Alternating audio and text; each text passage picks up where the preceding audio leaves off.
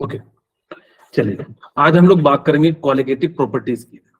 कोई मुझे बता सकता है कि क्वालिटेटिव प्रॉपर्टीज, मैंने एक क्लास में थोड़ी बहुत चीजें जो है बताई थी, ठीक है। क्वालिटेटिव प्रॉपर्टीज का मतलब क्या होता है कि दोस्त प्रॉपर्टीज जो सॉल्यूशन के अंदर क्या करेगा, यानी कि नंबर ऑफ पार्टिकल्स पे डिपेंड करेगा या नंबर ऑफ सॉल्यूट्स पे डिपेंड करेगा, उन प्रॉपर्टीज को हम लोग क्या कहते हैं, क्वालिटेटिव प्रॉपर्टीज कहते हैं, ठीक है। In the solution which are depends upon the which are depends upon the amount of solute, it is known as the qualitative properties. वो प्रॉपर्टीज या सॉल्यूशन के अंदर वो प्रॉपर्टीज जो अमाउंट ऑफ सॉल्यूट पे डिपेंड करता है, उसको हम लोग क्या कहते हैं, क्वालिटेटिव प्रॉपर्टीज कहते हैं, ठीक है। और देखो कहते हैं those properties of dilute solution which depend upon the relative number of solute. Relative number of solute कह दो या अमाउंट ऑफ सॉल्यूट कह दो या नंबर ऑफ पार्टिकल कह दो, कुछ भी कह दो, particle in the given volume of the solution or the mole fraction of the solute are called qualitative properties. सीधे सीधे आप कह सकते हो qualitative properties are those properties which are depend upon the amount of a solute, it is known as the qualitative properties. बोलिए क्या इतनी सी बात आपको याद रहेगी? Yes sir. अब ये कैसे डिपेंड करता है आपसे, देखो नीट ने कम से कम 3-4 बार पूछा है कि कौन कौन सी क्वालिटेटिव प्रॉपर्टीज होती है, तो आपको बताना है कितनी क्वालिटेटिव प्रॉपर्टीज होती है। 4 क्वालिटेटिव प्रॉपर्टीज होती है, ठीक है। कितनी होती है? 4 क्वालिटेटिव प्रॉपर्टीज होती है। पहला रिलेटिव लोरिंग इन वेपर प्रेशर, लोरिंग इन vapour pressure, okay. Yes sir. दूसरा कोई बताना चाहेंगे क्या होता है? बोलिए। Elevation, elevation in boiling point. हम अभी आपको समझाएंगे एक एक करके सारी चीजें। Boiling point. तीसरा होता है आपके पास कौन सा बताइए? फ्रीजिंग या डिप्रेशन इन फ्रीजिंग पॉइंट,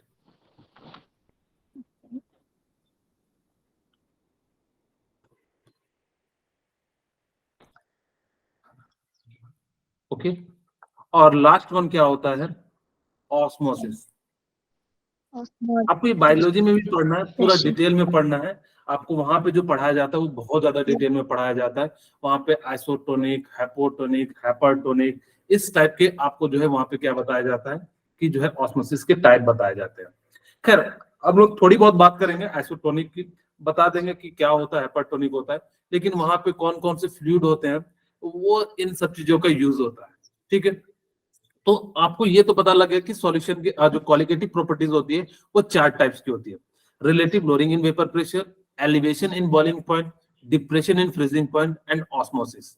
ये जो है टोटल क्या है, 4 क्वालिटेटिव प्रॉपर्टीज होते हैं। अच्छा आपसे कोई पूछ देगा, क्वेश्चन कैसे पूछेगा इससे कि कौन सा इसमें जो है क्वालिटेटिव प्रॉपर्टीज है या कौन सा क्वालिटेटिव प्रॉपर्टीज नहीं है, आपको याद रखना है, ठीक है। आपको यहाँ पे ये ध्यान रखना कि कौन जो है क्वालिटेटिव प्रॉपर्टीज है, कौन जो नहीं है। तो आपको ये चारों याद रखनी है। Relative in lowering in vapour pressure जो होता है वो क्या होता है, पहला क्वालिटेटिव प्रॉपर्टी होता है। दूसरा जो होता है एलिवेशन इन बॉइलिंग पॉइंट होता है। तीसरा डिप्रेशन इन फ्रीजिंग पॉइंट होता है। चौथा क्या होता है, ऑस्मोसिस होता है, ओके। अब चलिए हम बात करते हैं, सबसे पहले आपको हम रिलेटिव इन लोअरिंग वेपर प्रेशर समझाते हैं, ठीक है। हम क्या समझाते हैं, रिलेटिव। अच्छा नाम से कुछ पता लग रहा है क्या, क्या कम हो रहा होगा? बोलिए। लोअरिंग इन, हाँ यानी कि वेपर प्रेशर क्या होगा, कम होगा या ज्यादा? कम, ओके। कैसे कम होता है मैं इसको समझाता हूँ, फिर आपको आगे चीजें बताता हूँ, ध्यान से सुनिएगा। अगर मैंने एक कंटेनर ले लिया, आपको मैंने कहा था कि सॉल्वेंट को हम लोग क्या मानते हैं, ए, ठीक है। तो हमने यहाँ पे मान लिया कि इसके पास क्या है, ए है, ओके। अब देखो यहाँ पे हमारे पास क्या है, ए के सॉल्वेंट है। हमने कहा था कि आप जब भी लो तो ए को हम लोग क्या मानेंगे, सॉल्वेंट मान लेंगे, ओके। यहाँ पे सॉल्वेंट मान लीजिए। सॉल्वेंट जो है वो कैसा है, वोलाटाइल नेचर है। हमने फिर क्या करा कि दूसरे कंटेनर में हमने क्या ले लिया बताइए, नॉन वोलाटाइल सॉल्यूट ले लिया, क्योंकि क्वालिटेटिव प्रॉपर्टीज है तो अमाउंट ऑफ सॉल्यूट पे डिपेंड करेगी। और हमने यहाँ पे क्या ले लिया, बी ले लिया, और बी क्या है, नॉन वोलाटाइल सॉल्यूट है, ओके। यहाँ तक आप लोगों को मेरे ख्याल से किन्हीं को कोई दिक्कत नहीं होगा। ये सॉल्यूट है और ये सॉल्यूट कैसा लिए, नॉन वोलाटाइल। अच्छा, कोई बताना चाहेंगे नॉन वोलाटाइल का मतलब क्या होता है? तो जो वेपर्स फॉर्म नहीं करते। वेरी गुड तानिया, वो जो वेपर को फॉर्म नहीं करते उसको हम लोग क्या कहते हैं, नॉन वोलाटाइल। अच्छा मुझे बताना, मैं पहले, अब जैसे ही एक पढ़ने वाला है और एक ना पढ़ने वाला, तो कौन डिस्टर्ब करेगा? पढ़ने वाला ना पढ़ने वाले को डिस्टर्ब करेगा या ना पढ़ने वाला पढ़ने वाले को डिस्टर्ब करेगा? ना पढ़ने वाला पढ़ने वाले। तो देखो, जब इसको मैंने क्या करा ना, क्लोज करके रखा था, तो यहाँ पे क्या हो रहा था कि बहुत सारे पार्टिकल्स थे। यहाँ पे क्या थे, बहुत सारे थे वेपर फॉर्म में, क्योंकि वोलाटाइल है तो बहुत ज्यादा वेपर पार्टिकल्स है, पूरा भरा पड़ा है। अब अगर जो पूरा भरा, यहाँ पे क्या था, इक्का दुक्का था, यानी कि जो है वेपर में कन्वर्ट नहीं होंगे। लेकिन जैसे यहाँ डाले ना तो ओवरऑल कम हो गया। यहाँ पे ओवरऑल वेपर का जो प्रेशर है, यानी कि जो वेपर का जो फॉर्म हो रहा था वो क्या हो गया, कम हो गया। अब जैसे ही कम हो गया, सपोज करो कि यहाँ पे 2000 पार्टिकल थे तो यहाँ पे 1800 पार्टिकल्स हो गए वेपर के फॉर्म में। अब जैसे ही, ये क्या है, सॉल्यूशन है। अब जैसे ही कम हो गए, तो क्यों कम होता है, इसका रीजन समझे। ये तो समझ में आ गया कि ये जो है वोलाटाइल है, ये क्या है, नॉन वोलाटाइल, ये वेपर में नहीं होने जाने देगा। तो करता क्या है कि जो सॉल्वेंट होते हैं, सॉल्वेंट के बीच में आके फंस जाता है, कहता है ना जाएंगे हम ना जाने देंगे। तो जिस कारण से ये क्या हो जाता है कि यहाँ पे इसके वेपर जो है बन नहीं पाते उतने अमाउंट में। अगर जो उतने अमाउंट में वेपर नहीं बन पाएंगे तो उसका वेपर प्रेशर, वेपर क्या हो जाएगा, कम हो जाएगा। यानी कि यहाँ पे वेपर जो फॉर्मेशन वो क्या हो जाएगा, कम हो जाएगा। अगर जब कम हो जाएगा तो यानी कि वेपर प्रेशर भी क्या हो जाएगा, कम हो जाएगा। ओके, तो जिस कारण से यहाँ पे क्या हो जाता है कि जो वेपर है वो क्या हो जाता है, बहुत ही कम बन जाता है। बोलिए, यहाँ तक किन्हीं को कोई दिक्कत है? अब ये रिलेटिव क्यों, हाँ ये रिलेटिव क्यों यूज किया गया? रिलेटिव का मतलब है कि जो यहाँ पे था वो यहाँ के कंपैरिजन में बहुत कम हो रहा है, इसीलिए इसका नाम क्या पड़ गया, relative lowering in vapour pressure. बोलिए, यहाँ तक किन्हीं को कोई दिक्कत है तो बता दीजिए। नो। ओके, क्या रिपीट करना है दीक्षा? सर ये आपने बताया कि आपकी आवाज क्लियर नहीं आ रही है, फिर से बोलिए।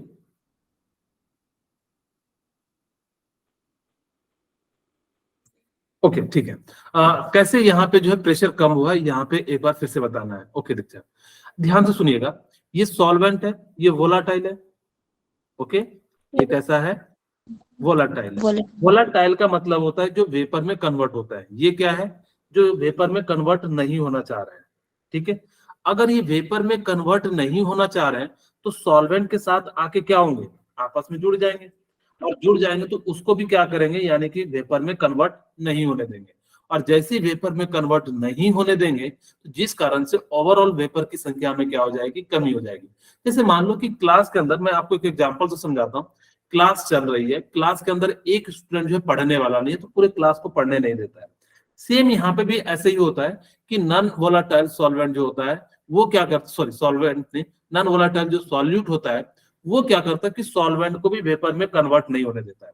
जब वो वेपर में कन्वर्ट नहीं होने देगा तो इसकी क्वांटिटी कम हो जाएगी। अगर जब वेपर के पार्टिकल्स कम हो जाएंगे तो उसका वेपर प्रेशर भी ओवरऑल क्या हो जाएगा, कम हो जाएगा। तो जिस कारण से यहाँ पे क्या हो जाता है, वेपर की जो है क्वांटिटी में, हाँ बोलिए। आप सीधे सीधे बोलिए, आपकी उधर नेटवर्क प्रॉब्लम आ रही है मेरे ख्याल से। Yes sir. कुछ दिक्कत है दीक्षा? हाँ सर। ओके, जिस कारण से यहाँ पे क्या हो जाता है कि इसका जो है वेपर प्रेशर जो है फॉर्मेशन क्या हो जाता है, कम हो जाता है। ठीक है, ओके। अब देखो सर, मेरे यहाँ ज्यादा प्रेशर होगा और सॉल्यूशन में कम, सॉरी।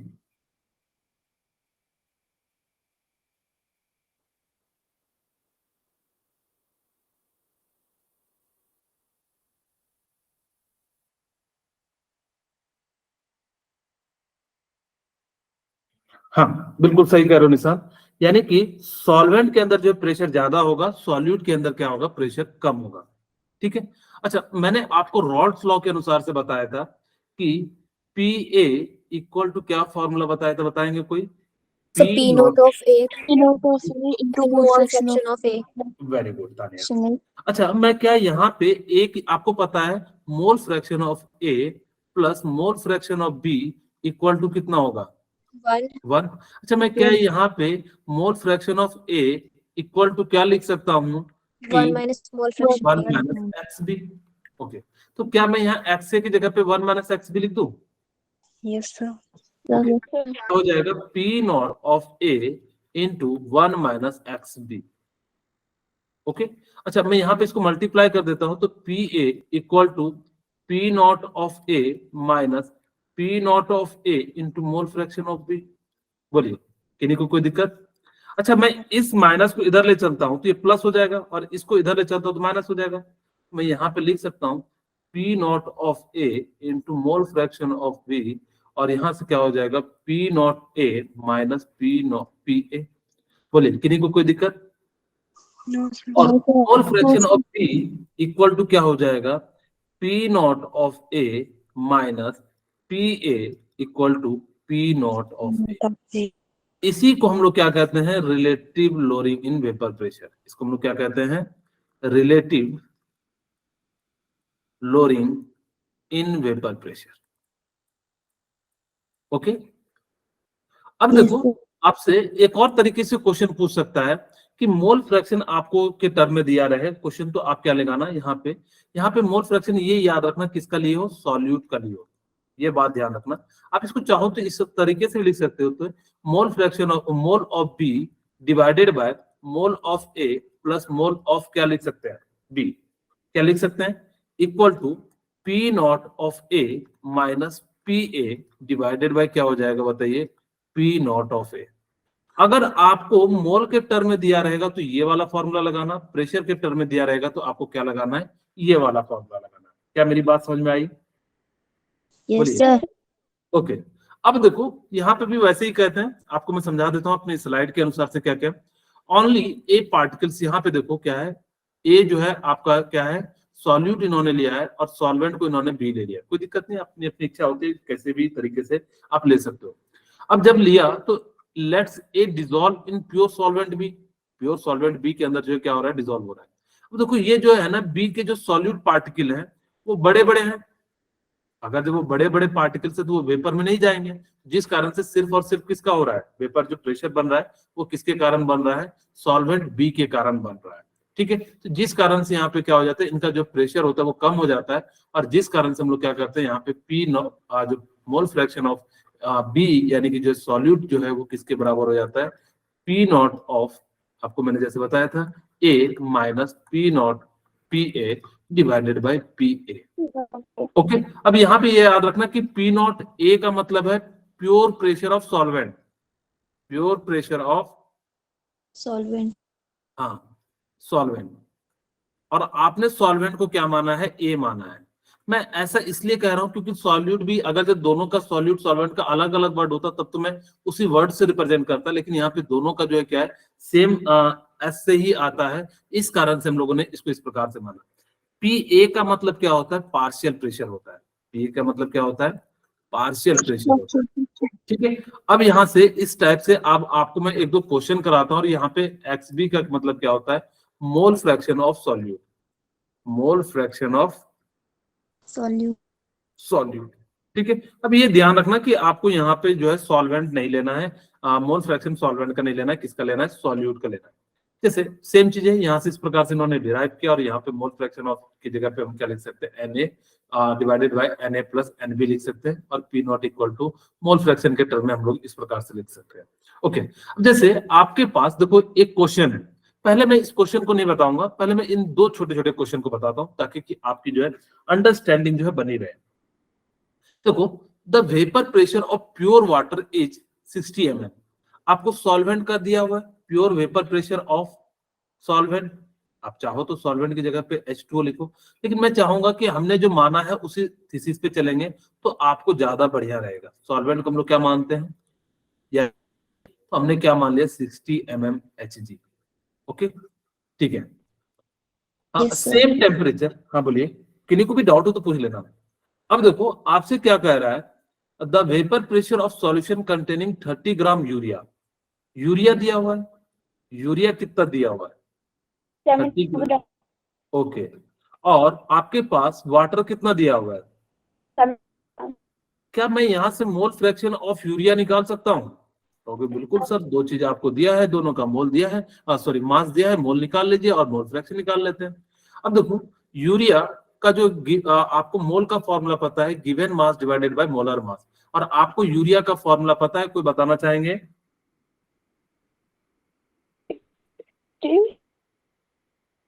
बोलिए। NH2CO NH2, okay. तो ये जो है क्या हो गया यहाँ पे जो है, और इसका जो मोलर मास होता है वो कितना होता है 60 होता है, तो यहाँ पे हमने 60 लिख दिया। तो इसका मोल कितना आ जाएगा 1/2, बोलिए। क्लियर है? ओके। Yes, sir. अब हम यहाँ पे आपके लिए जो है यूरिया वाटर का निकालते हैं, यहाँ पे H2O का निकालते हैं, और यहाँ पे हमने किसके लिए निकाला था, यूरिया के लिए। अब यहाँ पे H2O के लिए आपके पास कितना मास दिया हुआ है 70, और आपको वाटर का मोलर मास पता है कितना होता है 18 ग्राम। ये आप चाहो तो ग्राम ग्राम लिख सकते हो, क्योंकि ये कट जाता है। इस प्रकार से हमने कितना लिख दिया, यानी कि 4 मोल। बोलिए, क्या मैं मोल फ्रैक्शन ऑफ यूरिया निकाल सकता हूँ? Yes sir. तो क्या फॉर्मूला हो जाएगा, mole of urea, mole of urea कितना है 1/2, नीचे में कितना हो जाएगा 1/2 + 4 हो जाएगा। बोलिए। अब आप क्या कर सकते हो कि यहां से जो है हम लोग क्या निकाल सकते हैं, यानी कि जो है प्रेशर निकाल सकते हैं। आपसे क्या पूछा, find the vapour pressure of solution containing. तो आपको पता है कि, अच्छा मैंने यहाँ पे लिखा था कि नहीं, P0 का मतलब जो है सॉल्यूशन का वेपर प्रेशर है, विद पार्शियल प्रेशर ऑफ, अच्छा मैंने यहाँ पे पार्शियल प्रेशर ऑफ सॉल्यूशन लिख लेना, ठीक है, क्योंकि ये सॉल्यूशन है। आपको मैंने बताया था मिक्सचर के बाद जो हमने माना था उसको सॉल्यूशन माना, ठीक है, ओके। अब देखो हमारे पास यहां से हमने कितना मान लिया, यहां से मोल फ्रैक्शन आ जाएगा 1/2, और यहां से मैंने लिख दिया 9/2, और इसको सॉल्व करोगे तो यानी कि 1/2 इंटू 2/9। बोलिए, किन्हीं को कोई दिक्कत है? यानी कि कितना हो जाएगा 1/9, ओके। अब हमारे पास क्या है, मोल फ्रैक्शन की जगह पे आपके पास जो फॉर्मूला, मैं वो लिख देता हूँ। आपके पास फॉर्मूला क्या है बताइए, mole fraction of B equal to क्या हो जाएगा, बोलिए। ओके, अच्छा इसको तो मैं वैसे भी बना सकता हूँ, पार्शियल प्रेशर है तो ये तो रॉड्स लॉ से भी बन जाएगा। आपके पास रॉड्स लॉ से भी हम लोग बना सकते हैं, जरूरी थोड़े ना इसी से बनाएंगे, हमारे पास क्यों कैलकुलेशन जो है। खैर आप लोग जो है यहाँ पे हमने फॉर्मूला जो लिया है उसी से बनाते हैं। आपके पास क्या है, mole fraction of B equal to क्या हो जाएगा बताइए, P0 of A minus PS, sorry PA, क्योंकि हमने यहाँ सॉल्यूशन ना लेके हमने जो है ए माना था, ओके। नीचे में क्या माना, P0 of A. Mole fraction कितना है 1/9। P0 ए की वैल्यू कितनी दी हुई है, प्योर प्रेशर दिया हुआ है, the vapour pressure of water pure कितना दिया हुआ है 60 mm दिया हुआ है, ओके, माइनस PA, और P0 ए कितना दिया हुआ है 60। यहां से अब हम लोग जो है कैलकुलेट करते हैं। अब हमारे पास क्या हो जाएगा, मैं यहाँ पे नेक्स्ट पेज में कर देता हूँ 1, अच्छा मैं क्या लिख देता हूँ 1/9 equal to 60 minus PA divided by क्या हो जाएगा 60, और इसको इधर ले चलते हैं 60 डिवाइडेड बाय 9, और ये क्या हो जाएगा 60 माइनस PA। बोलिए, और PA इक्वल टू क्या हो जाएगा 60 माइनस 60/9, और यहाँ पे कितना हो जाएगा 540 माइनस 60। वैसे कटा देते तो बढ़िया ज्यादा रहता, लेकिन हमने कटाया नहीं, ध्यान नहीं दिया, क्योंकि अब 3 से कटाते तो कट जाता तो ज्यादा आसान कैलकुलेशन हो जाता। तो यहाँ पे हम लिख देते 480 डिवाइडेड बाय कितना हो जाएगा 9, ओके। और यहाँ से आप 3 से कटा दीजिए तो कितनी बार में कट जाएगा 160, और ये कितना हो जाएगा 3, तो 50 के आसपास हो गया, यानी कि 5 × 15, और यानी कि 53। इसका जो है प्रेशर कितना हो जाएगा 53 mm ऑफ Hg। देखो आपके अनुसार से यहाँ पे 60 होता, लेकिन सॉल्यूशन का प्रेशर क्या हो रहा है, घट रहा है, क्यों, क्योंकि आपने सॉल्यूट को ऐड किया, जिस कारण से इसका ओवरऑल प्रेशर भी क्या हो रहा है, घट रहा है। बोलिए 53 पॉइंट समथिंग आएगा, मैंने अप्रॉक्स लिख दिया। बोलिए, किन्हीं को कोई प्रॉब्लम है? ओके, ठीक है। अब अगला क्वेश्चन देखिए, ये क्वेश्चन बनाइए, बहुत ही आसान सा क्वेश्चन है।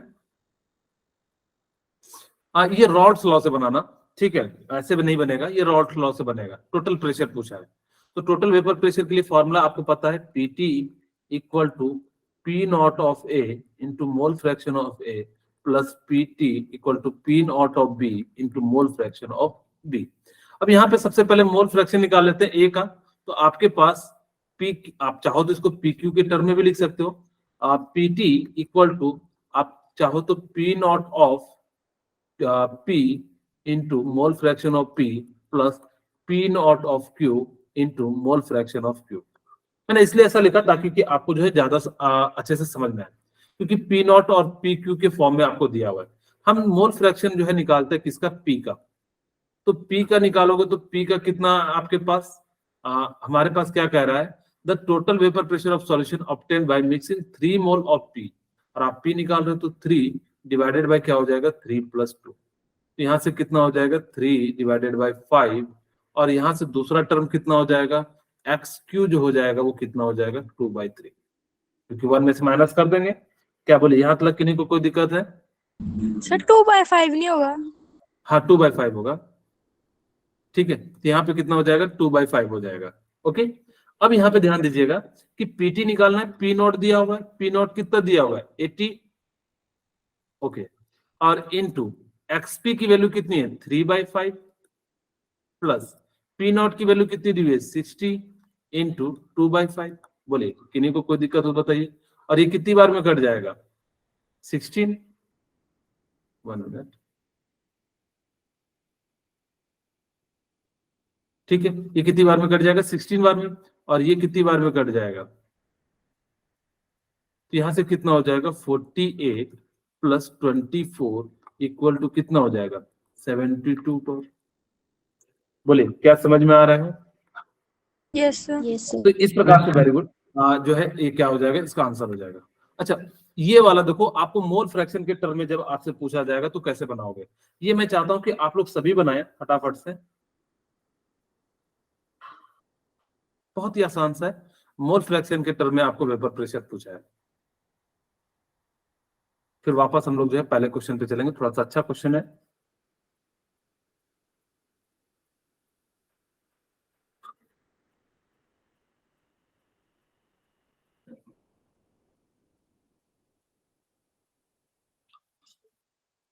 जिनका बन जाए तो कमेंट जरूर कीजिएगा। निकालना सिंगल का, सॉरी दीक्षा, फ्रैक्शन ही निकालना है ना इसका। आपकी वॉइस कट कट कर ब्रेक करके आ रही है, आप मैसेज टाइप कर दीजिए।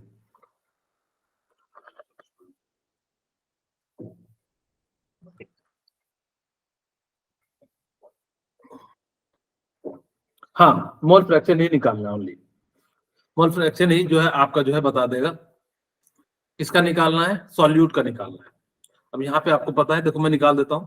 आपके पास mole fraction of B equal to क्या था, पी नॉट ऑफ ए, ठीक है, क्या था हमारे पास, P not of A minus P A divided by क्या है, पी नॉट ऑफ ए। और आपको पता है mole fraction N A divided by, sorry N B divided by क्या हो जाएगा, N A plus N B. अब यही चीज तो है रिलेटिव लोअरिंग वेपर प्रेशर। इसकी जगह पे मैं क्या लिख देता हूँ, relative lowering in vapour pressure, LRVP।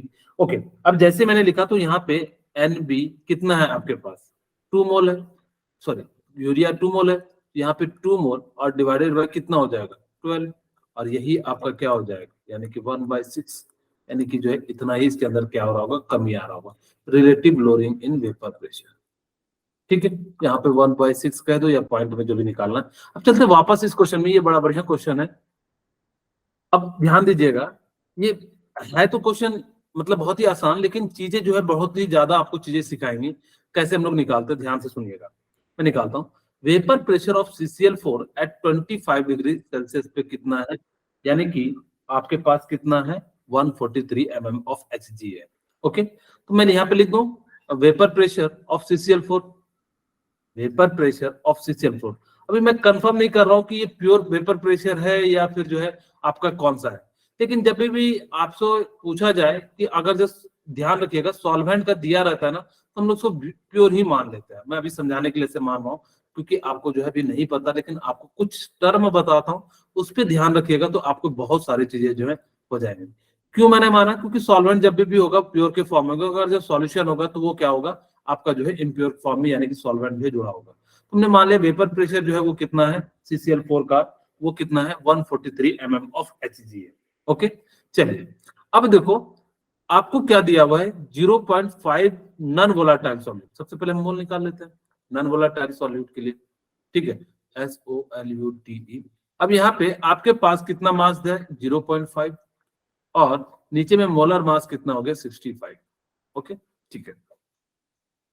अब आपसे देखो क्या कहता है कि find the vapour pressure of solution, आपसे वेपर प्रेशर ऑफ सॉल्यूशन निकालना है। तो मैं सबसे पहले देखो फॉर्मूला लिखता हूं, XB इक्वल टू क्या हो जाएगा बताइए, P not A root of A minus minus PA upon root of A. Very good. Okay, तो आप लोगों को सभी को याद हो गया। अब देखिए सबसे पहले तो मुझे मोल फ्रैक्शन ऑफ बी निकालना होगा, ठीक है। अच्छा, मैं मोल फ्रैक्शन ऑफ बी की जगह पे क्या लिख सकता हूं, mole of B divided by mole of A plus mole of B. बोलिए, किन्हीं को कोई दिक्कत है बता दीजिए। No sir. ओके, अब देखो मोल ऑफ बी तो आपने निकाल लिया, तो मैं इसको ऐसा लिख दूं 0.5 इंटू 65। बोलिए, और यहाँ पे भी लिख देता हूँ 0.5 डिवाइडेड बाई 65 प्लस। अब देखो आपको क्या निकालना है, अब आपको वाटर का भी चाहिए, सॉल्यूट का तो है आपके पास, वाटर का दिया है क्या, नहीं दिया है, लेकिन उन्होंने क्या करा कि इनडायरेक्ट वे में दे दिया है। वो क्या दिया है कि डेंसिटी दिया है, तो डेंसिटी इक्वल टू क्या लिख सकते हो, मास बाय वॉल्यूम। बोलिए, density equal to mass by volume.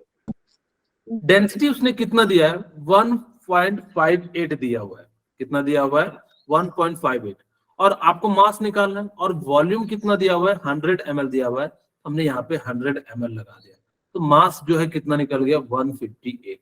तो मैं यहाँ पे लिख दूं 158 डिवाइडेड बाय, अच्छा CCl4 का मास निकालते हैं, क्योंकि यही तो सॉल्वेंट है, इस और वाटर सॉल्वेंट नहीं है, क्या है CCl4। वही मैं कह रहा था कि चीजें जो है ना कई बार वाटर नहीं दिया रहेगा, कुछ भी दिया रहेगा, तो इसीलिए मैंने कहा था कि सॉल्वेंट को आप ए मान लेना और जो है पी नॉट को आप प्योर मान के जो है बनाना। पी नॉट ए का मतलब है प्योर सॉल्वेंट का जो है प्रेशर। ओके, अब देखो क्लोरीन का कोई मास बता सकता है कितना होता है 35.5। Very good. अब यहाँ पे इंटू 4। अच्छा, मैं आप लोगों से एक क्वेश्चन पूछना चाहूंगा, देखते हैं क्या कभी आप लोगों ने जो मास निकाला होगा वो किसके बराबर होता है, number of proton plus neutron के बराबर। Yes sir. 0.5 कहां से आया, या तो 35 होना चाहिए था या तो 36 होना चाहिए था, कोई बताना चाहेंगे। कभी सोचा है आप लोगों ने क्यों हम 35.5 लिख रहे हैं, किसी के मन में। ओके ओके, ठीक है, कोई बात नहीं। एक्चुअली क्या होता है ना, ये एवरेज मास होता है, ये जो मास निकालते हो देखना, ऑक्सीजन का 16.02 होता है, हाइड्रोजन का 1.00 होता है, 03 होता है, तो ये क्या है एवरेज मास है। उसके 3 आइसोटॉप्स पाए जाते हैं हाइड्रोजन के, प्रोटेरियम, ड्यूटेरियम एंड ट्रिटेरियम। उसी तरह से क्लोरीन के भी 2 आइसोटॉप्स पाए जाते हैं। इसी तरह से इन सब का जो है एवरेज मास निकालते हैं, इस कारण से 35.5 आता है। प्लस कार्बन का 12 है, तो ये कितना हो जाएगा 20 22 144.0 प्लस 12 यानी कि 154। मैं यहाँ पे लिख देता हूँ 154। ओके, अब देखो मैं आपकी तरह इसको कैलकुलेशन नहीं करने वाला हूँ, मैं नहीं कि एकदम पूरा जो है आपकी तरह जोड़ घटाओ गुना भाग करूंगा, मैं इसको अप्रोक्सीमेशन का यूज करूंगा। अगर मैं इसको जोड़ गुना घटाओ भाग करूंगा तो मेरे को 3 मिनट से कम नहीं लगेगा। तो मैं इसके लिए पी नॉट, आपको प्योर वेपर प्रेशर है 143 और आपको पी ए निकालना है, पी नॉट ए 143 है। बोलिए, आप लोगों को इतनी सी बात आप लोगों को समझ में आ गई। Yes sir. ओके, अब ध्यान से सुनिएगा मेरी बात अगली। मैं यहाँ पे कौन सा क्वेश्चन आ गया भाई, अच्छा पहले मैंने बनाया था ना, मैंने सोचा कि पिछले क्लास का ही आ गया क्या। ओके, अब यहाँ पे मैं लिखता हूँ 0.5। देखो मैं जो तरीका बता रहा हूँ ना आप भी करना, इससे आपको फायदा मिलेगा, आपके जो है क्वेश्चन फटाफट से सॉल्व होंगे, नहीं तो गुना भाग करते करते परेशान हो जाओगे। Approximation 158 divided by 154 equal to 143 minus PA और 143 ही था ना। ओके ठीक है, चलिए अब हमारे पास देखो, आपके पास दो चॉइस है, या तो 0.5 को 65 से डिवाइड करो, तो बहुत ज्यादा कैलकुलेशन है। देखो मैंने क्या करा कि इसको 0.6 मान लिया, और नीचे में भी मैंने 65 को मैंने कितना मान लिया, 60 मान लिया अप्रोक्सीमेटर, उससे तो थोड़ा कम ही आएगा। अब देखो, अब 0.5 को हमने क्या मान लिया, 6 मान लिया, और यहाँ पे कितना मान लिया, 6 मान लिया। 158 है तो मैंने इसको 154 मान लिया। ऐसा एक्चुअल में आप लोग थोड़ा संभल के करना, मैं तो आदी हो गया हूँ धीरे धीरे, क्योंकि क्वेश्चन को अगर हम इस तरीके से सॉल्व करेंगे तो मेरे लिए बहुत ज्यादा प्रॉब्लम होगा, और आपके लिए भी, कि समय, क्योंकि आपको हर एक क्वेश्चन के लिए 1 मिनट समय मिलता है। क्या कह रहे हैं?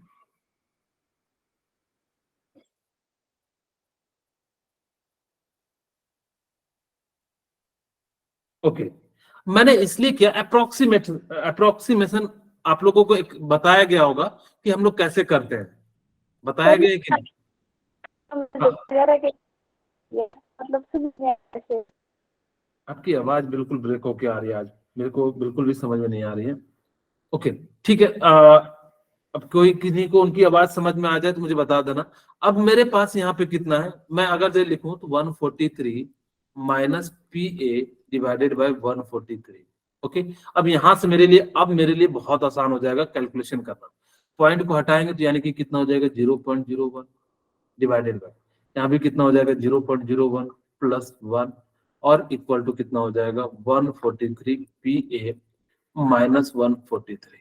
ओके, ऊपर में करेंगे तो यानी कि कितना आ जाएगा, 1.43, और यहाँ पे इसको करोगे तो यानी कि कितना हो जाएगा, अब 143 माइनस, इसको अप्रोक्सीमेशन हम जो है PA ले लेते हैं, और PA इक्वल टू कितना हो जाएगा, 143 माइनस 1.43, और इसको सॉल्व कीजिएगा तो यानी कि अप्रोक्स में हमारी वैल्यू कितनी आ जाएगी, 7, 9 में से 4 गया 5 पॉइंट, और हमारे पास कितना गया, 2 में से गया 1, और 141 के आसपास आंसर आएगा। तो यानी कि कौन सा ऑप्शन सही हो जाएगा, ये जो है इसका राइट आंसर हो जाएगा। अब मैं आपकी तरह अगर इसको डिवाइड करता तो मेरे लिए बहुत ज्यादा आफत हो जाती है। ठीक है, खैर हमने बहुत ज्यादा इस पे ज्यादा समय दे दिया। अब हम बात करते हैं एलिवेशन इन बॉइलिंग पॉइंट पे। एलिवेशन इन बॉइलिंग पॉइंट का मतलब क्या होता है, मैं समझाता हूं कि सपोज करो कि मेरे पास फिर से 3 कंटेनर ले रहा हूं, और आप लोगों के लिए सॉल्यूशन बना रहा हूं, क्योंकि आप लोगों ने 40 मिनट पढ़ लिया है, आप लोग थक गए होंगे, तो मैंने एक में लिया पानी, दूसरे में लिया ग्लूकोज। ठीक है, ओके। यहाँ पे हमने क्या करा कि इसके अंदर जो है वाटर लिया, और वाटर को हमने कहा था सॉल्वेंट को हम लोग क्या मानेंगे, A मान लेंगे। हाँ ओके ठीक है, आपकी इच्छा है, आप बाद में जो भी ऐड करना है वो कर सकते हैं।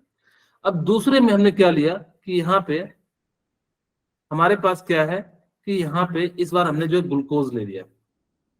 क्यों ग्लूकोज ले रहे हैं, क्योंकि नॉन वोलाटाइल सॉल्यूट है।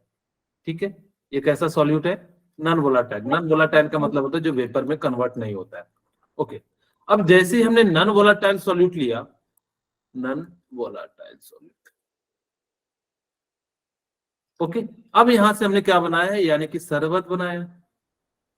खैर हमें शरबत पीने से मतलब नहीं, हमें तो वेपर बनाने से मतलब है, लेकिन आप लोगों के लिए वेपर भी बन जाएगा और आप लोग शरबत भी पी लीजिएगा। ओके, अब यहाँ पे हमने क्या करा, ध्यान से सुनिएगा। अब मैं चीजें जो है, इसको यहाँ पे सॉल्यूट है ये, और हमने इसको क्या माना है, B माना है। ठीक है, अब देखो वाटर है, ये क्या करेगा कि अब वेपर में कन्वर्ट नहीं होगा। ये जो है यहाँ पे, ये तो वेपर बना रहा था, ये क्या कर रहा था, वेपर नहीं बना रहा था। तो ओवरऑल अब ये वेपर यहाँ भी नहीं बन रहा होगा, अभी जस्ट मैंने बताया। अब देखो क्या रीजन हुआ होगा, रीजन समझिएगा। ये क्या कर रहा होगा, जो सॉल्यूट है, आपने जो भी चीज इसके अंदर डिजोल्व किया, वो क्या कर रहा होगा, वाटर के साथ एक बॉन्ड बन रहा होगा। ठीक है, अगर जब वाटर के साथ कभी भी कोई भी हाइड्रोजन बॉन्ड का फॉर्मेशन हो रहा होगा, तो आपको वेपर में कन्वर्ट करने का मतलब क्या होता है कि उसको आप इतनी ज्यादा एनर्जी दे दो कि वो बिल्कुल अलग अलग हो जाए। जैसे ही आप यहाँ पे, अब क्या हो रहा है, जो सॉल्यूट नॉन वोलेटाइल पार्टिकल्स है वो कहता है हम तो जाएंगे नहीं सर, हम तुमको भी नहीं जाने देंगे। अब ये क्या हो रहा है कि इसको भी नहीं जाने दे रहा है। अब जब इसको नहीं जाने दे रहा है तो जिस कारण से ये क्या होगा कि आपको जो है ज्यादा एनर्जी देनी पड़ेगी। अगर जो ज्यादा एनर्जी देनी पड़ेगी तो उसकी बॉइलिंग पॉइंट क्या हो गई, बढ़ गई। जैसे मान लो सपोज करो कि आप लोग जो है कोई भी चीज गर्म कर रहे हो। अब अगर जो मान लो कि पहले उसके अंदर हमने, जैसे कि आपको मैं एक रियल एग्जांपल बताता हूँ कैसा इसका होता है। आप लोगों ने चाय बनाया है। Yes sir. हाँ। अब देखना, चाय जब बन रही होती है तो हम उसमें चीनी डाल देते हैं, तो क्या वेपर बनता है या कम हो जाता है? कम हो जाता कम हो जाता है। कम। कम हो जाता है ना। या आप इससे अच्छा देखो, एक और एग्जांपल देखिए। आप नोटिस कीजिएगा, आप लोगों ने कभी नोटिस नहीं किया होगा तो आप लोग नोटिस करके देखिएगा तो आप लोगों को पता लग जाएगा। आप लोग क्या कीजिएगा कि जैसे मान लो कि आप लोग चावल जब का पानी का गर्म हो जाता है तो उसके अंदर हम लोग चावल डालते हैं। जब जैसे ही चावल डालते हैं तो देखना बिल्कुल वेपर बनना बंद हो जाता है। इसका मतलब क्या हो रहा होगा कि अब आपको एनर्जी, जैसे ही चावल डालने के बाद ना फ्लेम को तेज कर देते हैं। क्यों? क्योंकि वहां से क्या हो जाएगा, जितना ज्यादा उसका बॉइलिंग पॉइंट बढ़ेगा, सॉरी, उसके अंदर जो हम लोग क्या करेंगे कि जो नॉन वोलाटाइल सॉल्यूट चावल जो होता है वो क्या होता है, नॉन वोलाटाइल होता है, वो वेपर में कन्वर्ट नहीं होता है। वो क्या करता है, वाटर के मॉलिक्यूल्स को पकड़ के रख लेता है, और जैसे ही पकड़ के रख लेता है तो जिस कारण से वो वेपर में कन्वर्ट नहीं हो पाता, तो हमें टेम्परेचर यानी कि फ्लेम को क्या करना पड़ता है, तेज करना पड़ता है।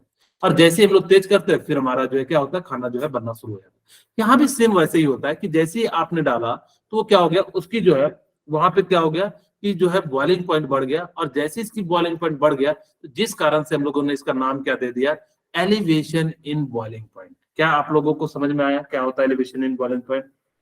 है सर। ओके, ठीक है। अब यानी कि अब इसका जो है ना फॉर्मूला डिराइव करते हैं। ठीक है।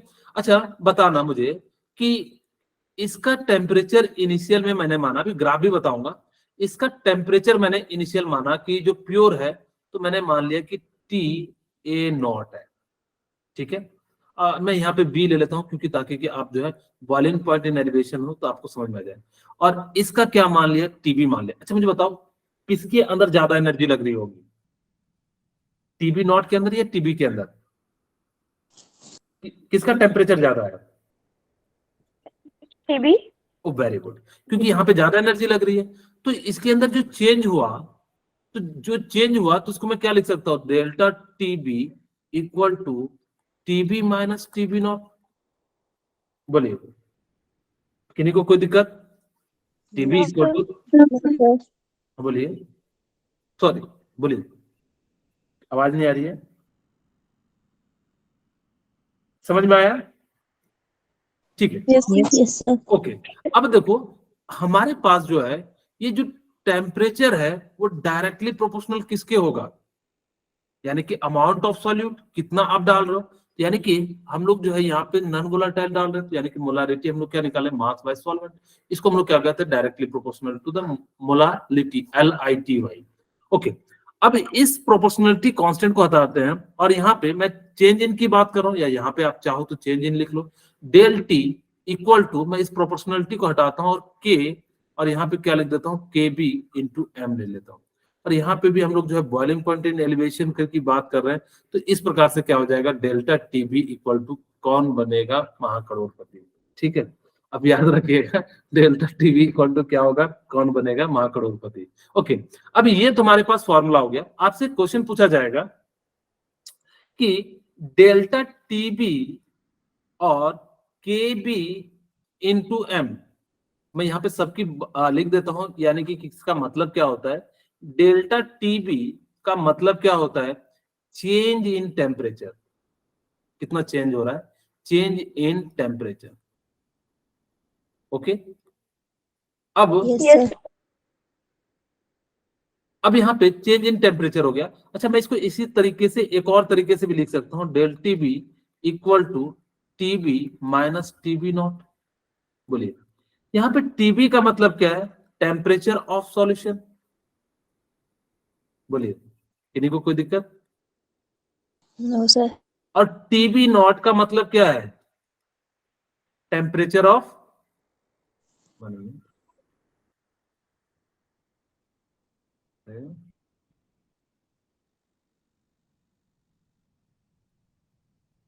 टीबी नॉट ऑफ, बताइए क्या हो जाएगा? Temperature of, So temperature of solvent. Very good, pure temperature of solvent भी कह सकते हो। अच्छा, एक बार क्वेश्चन पूछा था, फाइंड द यूनिट ऑफ केबी। आपसे अगर जब पूछा जाए यूनिट ऑफ केबी तो क्या लिखिएगा? यूनिट ऑफ केबी का मतलब क्या हो जाता है? देखो मैं केबी इक्वल टू क्या लिख सकता हूं? Del TB Delta TB upon M. M. अच्छा, टेम्परेचर की यूनिट आप किस में लेते हो? केल्विन में लेते हो। मैं केल्विन लिख दूं? और आपको मैंने पहले मैंने बताया था मोलारिटी का फॉर्मूला क्या होता है? Moles of solute divided by क्या हो जाएगा? बोलिए। Mass of solvent. किस में लेना है? केजी में या लीटर में? केजी। Very good, okay. अब यहाँ पे तो मैं क्या लिख सकता हूँ? मोल डिवाइडेड बाय केजी। बोलिए, ये लिख सकता हूं। इसकी जगह पे एम की जगह पे मोल्स को हमने मोल लिख दिया और मास सॉल्वेंट लेते तो किसमें लेते? केजी में। अब मुझे बताइए यहां से क्या हो जाएगा कि के इंटू के जी डिवाइडेड बाय क्या, यानी कि मोल। और मोल को हम लोग क्या लिखते हैं? इनवर्स में इस प्रकार से लिख सकते हैं। तो केबी की यूनिट क्या हो जाएगी? यहाँ पे ध्यान दीजिएगा, ये के ना आप 1000 वाला वो नहीं ले लेना, ठीक है? ये के का मतलब क्या है? केल्विन है, ठीक है? ये क्या है? टेम्परेचर वाला केल्विन यूनिट है। तो कई बच्चे ने इसको 1000 से मल्टीप्लाई कर देते हैं और उसका ऑप्शन भी आपको जो है दिया हुआ रहेगा 1000 टाइम्स जो है ज्यादा पूरा बना के जाओगे। और थोड़ी सी मिस्टेक के लिए क्या कहते हैं? इसको सिली मिस्टेक कहा जाता है। तो इसको इस चीज को ध्यान रखिएगा। क्या आप लोगों को समझ में आया एलिवेशन इन सॉरी हाँ elevation in boiling point? Yes, sir. Okay, ठीक है। अब क्वेश्चन बनाने के लिए तैयार है? अच्छा, मैंने ग्राफ नहीं बताया, अब ध्यान से सुनिएगा, मैं यहाँ पे बगल में बता देता हूँ। यहाँ पे मेरे पास, ओहो, बच्चे लोग गुस्सा हो रहे होंगे कि सर हमारी एक्स्ट्रा क्लास लिए जा रहे हो आप। ओके, अब देखो इधर साइड मैंने वेपर प्रेशर रखा और इधर क्या रखा? टेम्परेचर रख दिया, ठीक है? अच्छा, प्योर सॉल्वेंट होगा तो वेपर ज्यादा बनेगा या कम बनेगा? बोलिए। कम। जब प्योर होगा तो यानी कि हमने कहा था वोलाटाइल है, तो यानी कि इस प्रकार से बनेगा, ठीक है? अब हमने क्या कर दिया? सॉल्यूशन के सॉल्वेंट के अंदर सॉल्यूट डाल दिया। तो मुझे बताओ कि इसका जो वेपर प्रेशर होगा वो क्या बनेगा? कम बनेगा? बिल्कुल कम बनेगा, क्योंकि अब बॉइलिंग पॉइंट क्या हो गया? बढ़ गया। जैसे ऐसे समझो, मैं कहूं कि अगर जब आप अपनी मेरी क्लास में अगर जब 20 बच्चे हैं, मैं कहूंगा कि आपके पास, अब सपोज करो कि आप लोग सभी क्लास में गए हो और मैंने पूछा कि आपके पास किसके किसके पास 2 रुपीज है, तो सभी कहोगे मेरे पास है। लेकिन मैं कहूँ कि 50 रुपीज किसके पास है, तो बहुत कम बच्चे के पास होंगे। जैसे ही टेम्परेचर बढ़ाओगे तो वेपर प्रेशर भी क्या हो जाएगा? वेपर के पार्टिकल की संख्या क्या हो जाएगी? बहुत कम हो जाएगी। यानी कि ये क्या है? प्योर सॉल्वेंट है। ये क्या है? प्योर सॉल्वेंट का ग्राफ। क्या ये बात आपको समझ में आई या नहीं आई? मुझे बताओ Yes, कैसे sir. मैंने किया। अगर जब किन्हीं को नहीं आया तो पूछ लीजिए फिर से। मैंने क्या कहा, फिर से सुनिएगा। मैंने कहा कि भाई ये प्योर सॉल्वेंट का ग्राफ है। ये क्या है? प्योर सॉल्वेंट का ग्राफ है। हमने कहा कि उसके अंदर नॉन वोलाटाइल डाल दिया, यानी कि वेपर नहीं बन रहा है। क्यों नहीं बन रहा है? क्योंकि उसके अंदर जो है सॉल्यूट पार्टिकल जो है उसको वेपर में कन्वर्ट नहीं होने दे रहा है, वो आपस में जोड़ के रख रहा है। और जैसे जोड़ के रख रहा है, जिस कारण से वो क्या हो गया? उसका वेपर जो है कम बनेगा, इसीलिए हमने उसके ग्राफ को नीचे बना दिया। अच्छा, मान लो कि हमने जो है ऐसा प्रेशर माना कि 1 एटीएम पे, ठीक है? और जैसे ही 1 एटीएम पे मानेंगे तो यानी कि कैसा बन रहा होगा? कुछ इस प्रकार से। बोलिए, यहाँ पे हमने जो है 2 प्रेशर को लिखा है और ये जो है सॉल्वेंट का है, तो हमने इसको किससे रिप्रेजेंट करेंगे? टीबी नॉट से। और ये सॉल्यूशन का प्रेशर है तो इसको हम लोग किससे रिप्रेजेंट करेंगे? टीबी से। तो इसी चेंज, देखो अब ध्यान से देखो, यहां से आपको क्लियर पता लग रहा होगा कि जैसे ही प्योर सॉल्वेंट से यहाँ पे क्या हो रहा है? टेम्परेचर इसका जो है ज्यादा आ रहा है कि नहीं आ रहा है? यहाँ पे टीबी होगा, सपोज करो 10 होगा, तो यहाँ पे क्या हो जाएगा? यहाँ पे 12 हो जाएगा। ओके, तो जिस कारण से आपको क्या हो रहा है कि एलिवेशन इन बॉइलिंग पॉइंट आपको देखने के लिए मिल रहा है जब आप क्या करते हो? सॉल्यूट नॉन वोलाटाइल डालते हो। तो ठीक है, बोलिए, क्या इतनी सी बात आपको समझ में आई? Yes, sir. ओके, ठीक है। अब देखो इसी चीज को उन्होंने क्या करा है कि इस फॉर्म में लिखा है और यहाँ पे याद रखिएगा इसको, के बी को हम लोग क्या कहते हैं? मोलल एलिवेशन कांस्टेंट या इब्यूलिक कांस्टेंट कहते हैं। हम इस बात को याद रखिएगा क्योंकि कई बार पूछा जा सकता है कि इब्यूलिक कांस्टेंट किसका होता है, तो आप लोगों को बताना एलिवेशन इन बॉइलिंग पॉइंट में क्या होता है? इब्यूलिक कांस्टेंट होता है। और मोलर एलिवेशन कांस्टेंट होता है। ठीक है, इसको दो नाम से जाना जाते हैं, ये जो है आप लोगों को जानना है। अच्छा, यहाँ पे ये वाली चीजें जो है उतनी ज्यादा इंपॉर्टेंट नहीं है, मैं इसको आगे स्किप करके आपको कुछ क्वेश्चन कराता हूँ ताकि कि हम लोग जो है आगे डिप्रेशन एंड फ्रीजिंग पॉइंट पढ़ा सको। ओके, देखो, in a solution 3.3 gram of non volatile solute dissolve in 125 gram of benzene. आपके पास देखो फॉर्मूला क्या है, डेल्टा टीबी इक्वल टू, बताइए क्या होगा, कौन बनेगा, महाकरोड़पति। ठीक है, ये भी है। ओके, अब देखो आपके पास एक टेम्परेचर प्योर बेंजीन का कितना दिया है और आपको डेल्टा टीबी की वैल्यू पता है, TB minus TB nought equal to KBM. Okay, छोटी एम है ये, मोलालिटी वाली, बड़ी एम नहीं है। ओके, अब हम वैल्यू पुट करते हैं। टीबी की वैल्यू जो है वो 18.66 दी हुई है और टीबी नॉट की वैल्यू कितनी दी हुई है, 80 डिग्री सेल्सियस दी हुई है। ओके, और केबी की वैल्यू कितनी दी हुई है, यहाँ पे ध्यान रखना ये केल्विन है, ये 1000 से मल्टीप्लाई मत कर देना, 3.28 इंटू किलो केल्विन केजी पर मोल। ओके, अब देखो आपके पास मोलारिटी निकालना है। मोलारिटी का फॉर्मूला होता है मोल्स डिवाइडेड बाय क्या हो जाएगा, मास ऑफ सॉल्वेंट। ओके, यहाँ पे मैं लिख देता हूँ moles divided by mass of solvent, और किस में लेना है, KG. Very good, thank you. आप लोगों को अब धीरे धीरे याद भी होते जा रहा है। ओके, अब यहाँ पे m की जो वैल्यू है वो हमने क्या करा कि यहाँ से लिख लिया। अब जैसे हमारे पास m यहाँ पे क्या हो जाएगा कि देखिए ध्यान से सुनिएगा कि आपको मोल्स निकालना है, तो मोल्स के लिए मैं सीधे सीधे यहाँ पे फॉर्मूला लगा देता हूँ।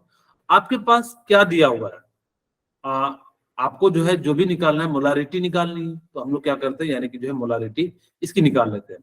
इन अ सॉल्यूशन 3.3 ग्राम, तो यानी कि 3.3 ग्राम दिया हुआ है। ओके, और कितना 3.3 gram volatile dissolve in 125 gram of benzene, the boiling point of solution the benzene is 3.8, the molar mass of non volatile solute, यानी कि हमें जो है यानी कि ये निकालना है नॉन वोलेटाइल का सॉल्यूट क्या है। Okay, x divided by mass of, यानी कि जो है सॉल्वेंट कितना हो जाएगा 125 और डिवाइडेड बाय 1000।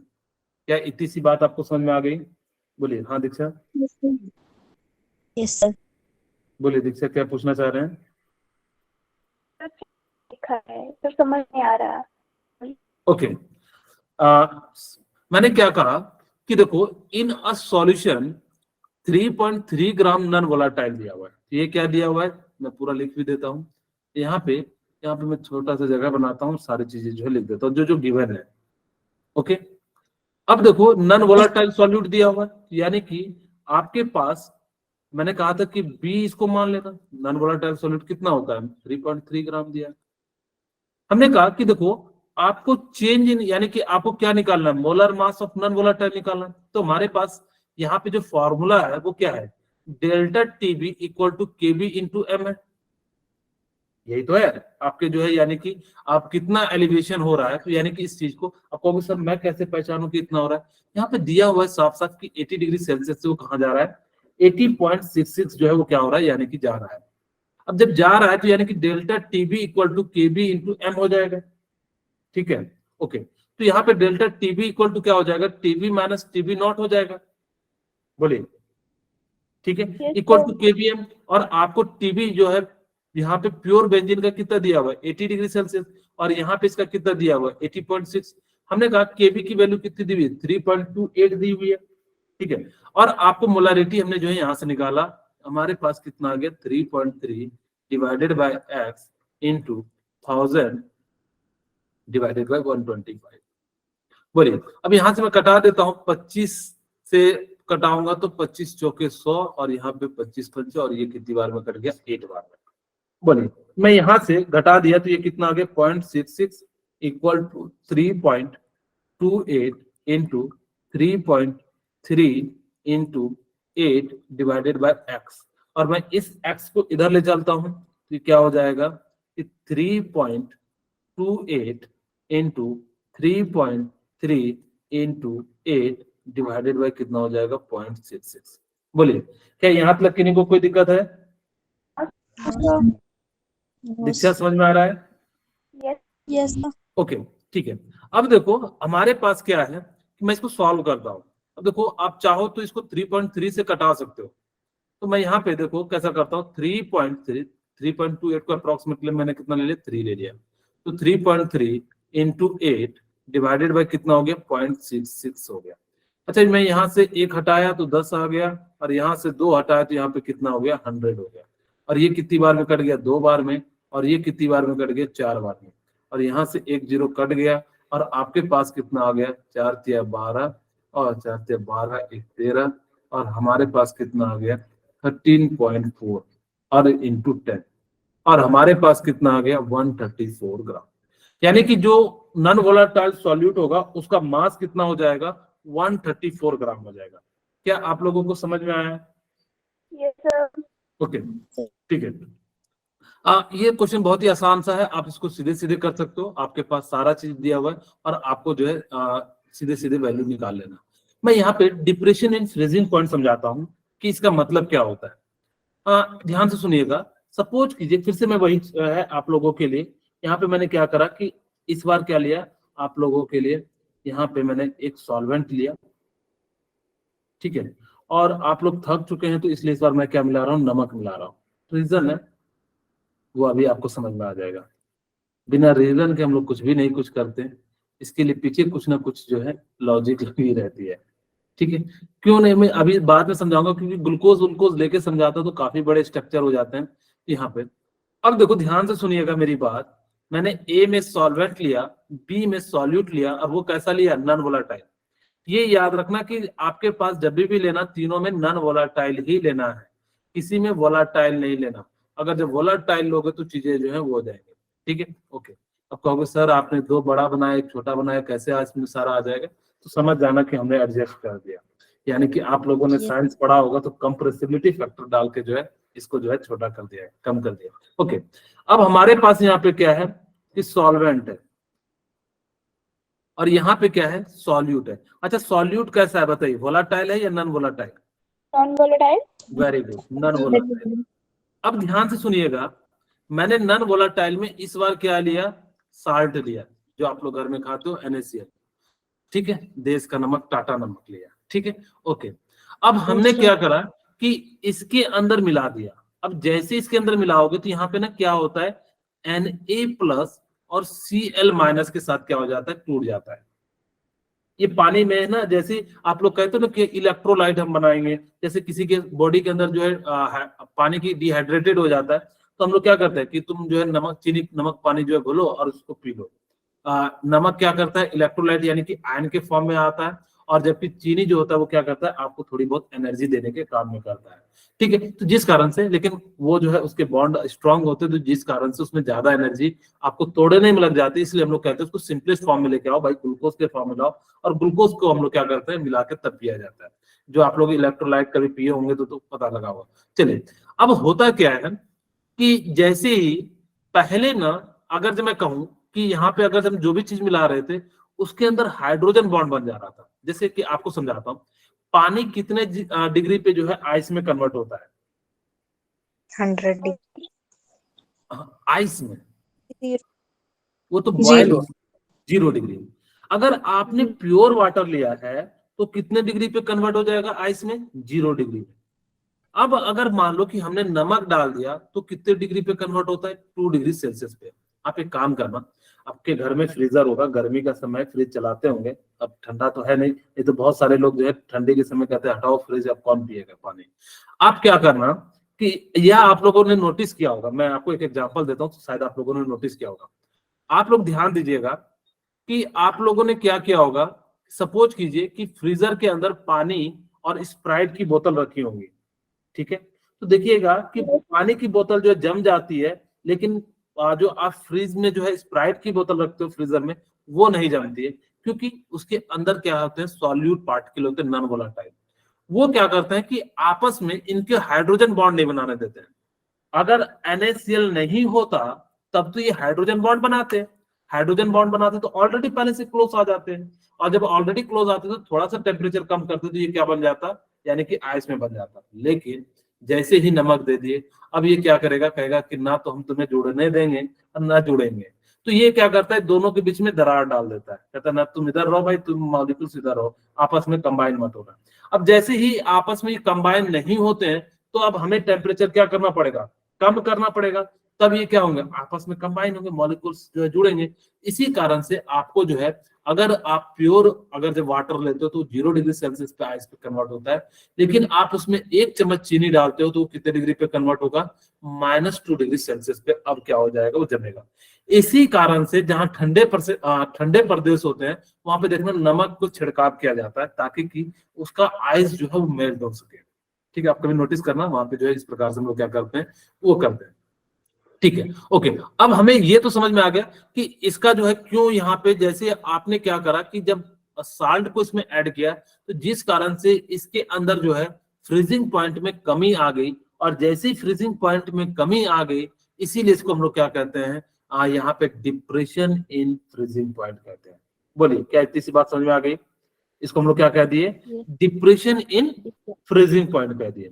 क्या क्लियर बात समझ में आ रही? अच्छा, अब यहाँ पे भी सेम फॉर्मूला होगा। यहाँ पे मैं अगर जब प्योर है तो मुझे बताइए, यहाँ पे हमने इसको क्या माना, TBF, यानी कि इसकी जो वाटर की है वो क्या है, TF0 है प्योर के फॉर्म में, और यहाँ पे क्या हो जाएगा, TF हो जाएगा। तो चेंज इन टेम्परेचर यानी कि TF इक्वल टू क्या लिख सकते हो, अब देखो बताना कौन सा बड़ा वैल्यू है, TF 0 बड़ा है या -2 बड़ा है, यानी कि 0 बड़ा है तो हम लोग यहाँ पे क्या करेंगे, TF0 माइनस TF, बोलिए यही तो होगा, तभी तो पॉजिटिव आएगी। अच्छा, यहाँ पे भी टेम्परेचर डेल्टा TF जो होगा वो डायरेक्टली प्रोपोर्शनल होता है मोलारिटी के, और यहाँ से मोलारिटी ये कांस्टेंट को हटाएंगे, डेल्टा TF इक्वल टू क्या लिखेंगे, KFM। ठीक है, क्यों चला रहे हो ऐसा, ठीक है, ओके। मैं बस ऐसे ही बोलता हूँ ताकि कि आप लोगों को थोड़ा थोड़ा सा याद रहे।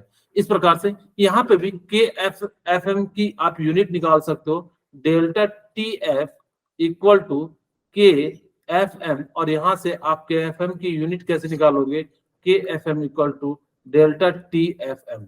अच्छा, मैं यहाँ पे लिख भी देता हूँ, डेल्टा TF का मतलब है यानी कि चेंज इन फ्रीजिंग पॉइंट, क्या हो जाएगा, चेंज इन फ्रीजिंग पॉइंट।